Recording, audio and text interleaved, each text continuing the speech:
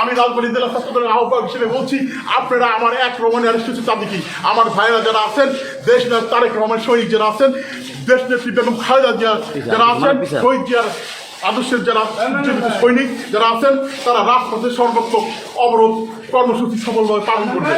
আর আমাকে র্যাব প্রতীক অ্যারেস্ট কেন cross fire দিলেও আমরা কখনো এই সংগ্রামে থেকে বিচ্যুত হব না।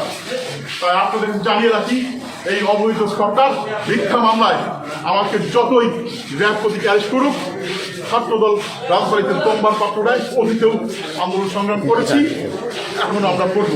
রাজবাড়ী জেলা বিএনপি এবং আমাদের দুই নেতা অ্যাডভোকেট আসলাম এবং হারুন রশিদ হারুন সহ তাদের সাথে আমার ছাত্রদলের প্রত্যেকটা ইউনিয়ন নেতৃবৃন্দের সামনে সব কর্মসূচি, ভোটাধিকার ফিরিয়ে নেওয়ার কর্মসূচি এবং গণতন্ত্র পুনরুদ্ধারের কর্মসূচি সকলকে সর্বোচ্চ সফলভাবে বাস্তবায়ন করার জন্য আমার ছাত্রদলের নেতাকর্মীদের প্রতি আহ্বান রইল।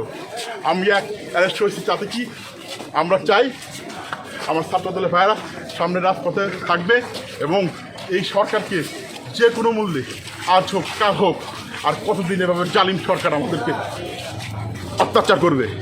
আমরা এক রোমান অ্যারেস্ট হয়ে এই জালিম সরকার যে নীল নকশা বাস্তবায়ন করতে যাচ্ছে দমানো যাবে না।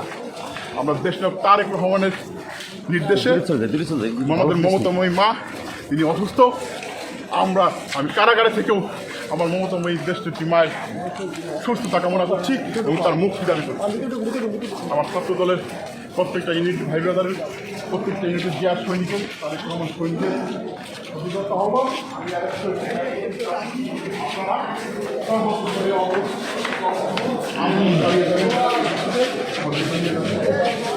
আছে